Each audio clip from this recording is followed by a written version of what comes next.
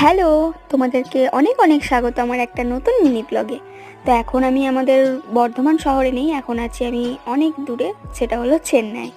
তো অনেক দিন পর, মানে এর আগে অনেকবার এসেছি, বহুবার এসেছি, কিন্তু বিয়ের পর এটা আমার প্রথম আসা হয়েছে। তো এখানে মা বললো চ তাহলে টুকিটাকি কিছু বাজার করে আসি।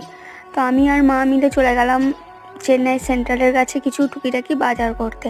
আর এখানে এত ফুলের দোকান, চারিদিকে শুধু ফুলের দোকান আর ফুলের দোকান। এখানকার নাকি নিয়ম মাথায় ফুল লাগাতে হয়। আর এই দোকানে কিছু জিনিস নিচ্ছিলাম বলে ওই এত এক মুঠো কাজু আমাকে কাকুটা ফ্রিতেই দিল খেতে। কি ভালো না?